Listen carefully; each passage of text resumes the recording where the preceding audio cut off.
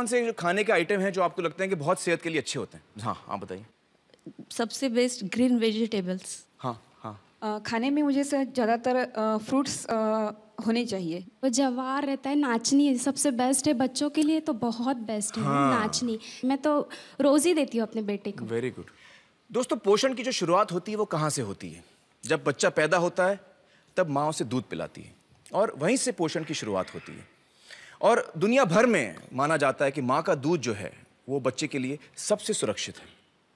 हमारे साथ इस वक्त हैं डॉक्टर रश्मि सांघी, जो IIT कानपुर में रिसर्च साइंटिस्ट हैं और जिन्होंने माँ के दूध को लेकर एक बहुत अहम रिसर्च की है। रश्मि जी, मुझे बताइए कि माँ के दूध को लेकर आपकी रिसर्च, आपकी टेस्टिंग में क्या सामने आया? मैं शायद उस टाइम नई नई माँ बनी थी। शायद मेरा वजह ये थी कि मैं उसको स्टडी को लेकर बहुत ज़्यादा चिंतित थी। तो उसमें हमने कुछ माँओं को कन्विंस किया, उनका हमने सैंपल लिया, उसकी हमने टेस्टिंग की। एंड जितना मैंने सोचा था, मैं बिल्कुल शॉक्ड। एक एंडोसल्फान और क्लोरोपाइरीफॉस, इस तरह के कुछ पेस्टिसाइड्स हैं जी। तो एंडोसल्फान करीब 800% ज़्यादा मिला उस माँ के दूध में। 800% जी। और करीब 400% क्लोरोपाइरीफॉस, जो मतलब जो अलाउड लिमिट है, ADI आपका अलाउड से 400% ज़्यादा, और दूसरा 800% ज़्यादा। तो ये तो बहुत शॉकिंग बात है। बहुत शॉकिंग है। तो ये मतलब बच्चा पी रहा है, जो माँ का दूध, ये माँ के दूध से बच्चे को जा रहा है। और ये माँ के दूध में इसलिए आ रहा है क्योंकि माँ जो है, जो सब्जियां फल खा रही हैं, उससे उसको, जी हाँ, उसमें पेस्टिसाइड है। जी हाँ। तो ये IIT कानपुर में आपने ये रिसर्च किया? जी हाँ। दोस्तों, ये बहुत ही ताज्जुब की बात है कि माँ के दूध में भी पेस्टिसाइड्स यानी कीटनाशक हैं। दोस्तों, पेस्टिसाइड एक अंग्रेजी शब्द है और आम जबान में अगर मुझे इसको समझाना पड़े तो वो ये है कि पेस्ट यानी कीड़े और पेस्टिसाइड यानी कीड़े मारने की दवा।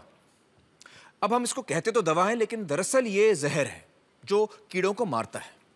जैसे आपने घर में सुना होगा कि चूहे मारने की दवा या कॉकरोच मारने की दवा। अब ये दवा से चूहे या कॉकरोच की सेहत अच्छी नहीं होती, बल्कि वो उसे खाने के बाद मरता है। इसलिए ये समझना बहुत ज़रूरी है कि ये दवा नहीं, जहर है। रश्मि जी ने हमें बताया कि एंडोसल्फान नाम का पेस्टिसाइड उन्हें माँ के दूध में मिला था। आइए अब मैं आपको ले चलता हूँ कासरगोड, जहाँ करीबन 25 सालों तक इसी एंडोसल्फान नाम के पेस्टिसाइड की हेलीकॉप्टर से स्प्रेइंग की गई थी। देखते हैं वहाँ पर एंडोसल्फान का क्या असर हुआ।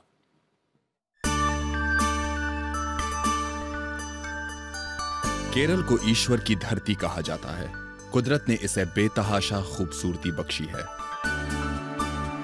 केरल सरकार ने कासरगोड जिले की उपजाऊ जमीन पर काजू की खेती करना शुरू किया।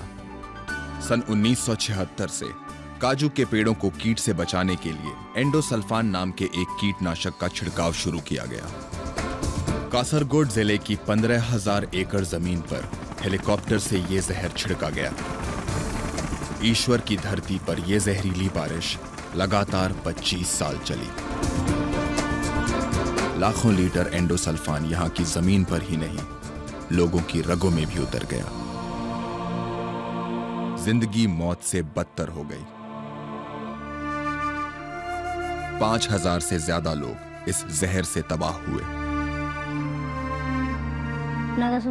जन्म के 13 दिन बाद तक इसे वेंटिलेटर पर रखना पड़ा। हाथ पांव ने कभी काम किया ही नहीं। ये पहले देख सकता था, अब बिल्कुल नहीं। दर्दनाक मौत के खौफनाक मंजर जिसे देखकर रूह कांप उठे। कासरगोड जिले के एक छोटे से कस्बे में पिछले 30 सालों से इस जहर से पीड़ित लोगों का इलाज कर रहे हैं डॉक्टर मोहन कुमार। विनाश के उस भयानक मंजर को इन्होंने अपनी आंखों से देखा है। डॉक्टर मोहन कुमार जी, बहुत बहुत शुक्रिया हमारे साथ जुड़ने का।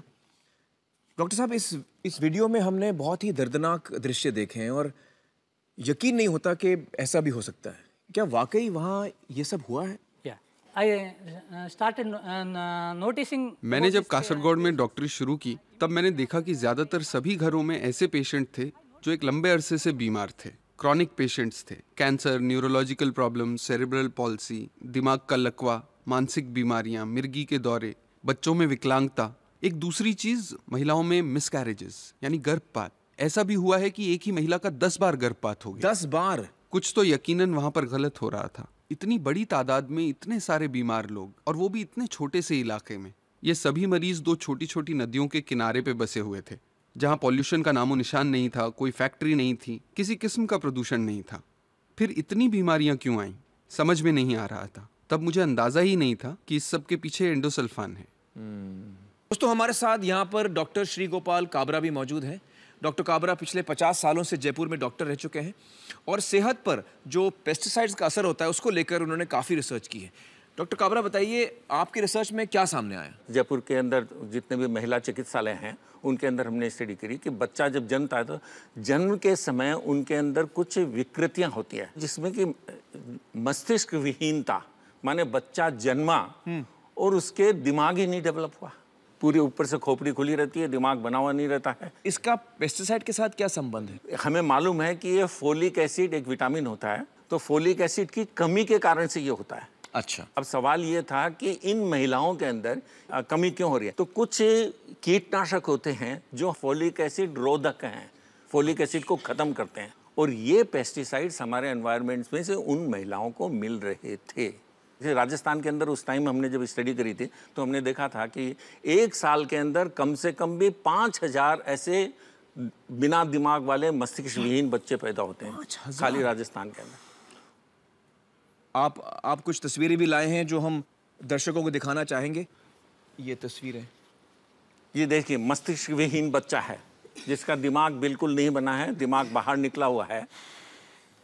दूसरी जो तस्वीर जिसको कि मेनिंगोमाइलोसिल कहते हैं, इसके अंदर नीचे का जो भाग है वो खुला हुआ है, रीढ़ की हड्डी का भाग खुला हुआ है, और इस बच्चे का नीचे का भाग पूरा का पूरा पैरालाइज्ड है, लकवाग्रस्त है पूरा का पूरा।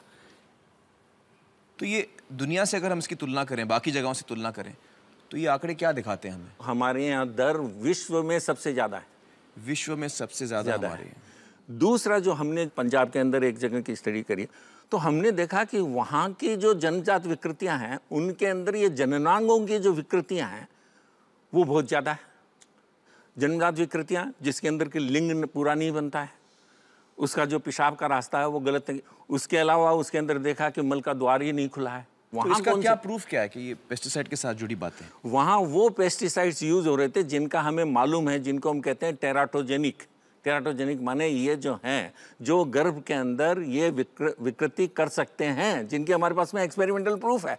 और हमने देखा कि वहाँ के जो आज वो एरिया था उसमें ये इस्तेमाल हो रहे थे, उसमें ये इस्तेमाल हो रहे हैं वहाँ। और वो एरिया था जहाँ पर कि अभी हम सारी हरी सब्जियों की और इनकी बात कर रहे थे, वो एरिया था जहाँ पर कि सब्जियाँ उगा करके और दिल्ली तक भेजी जाती है। और ये देखिए कि जब हमें मालूम है कि ये पेस्टिसाइड्स जो हैं ये टेराटोजेनिक है, ये विकृति कारक हैं, हम उनको काम में ले रहे हैं और हम उनको प्रचुर मात्रा में काम में ले रहे हैं। चलिए, बहुत बहुत शुक्रिया।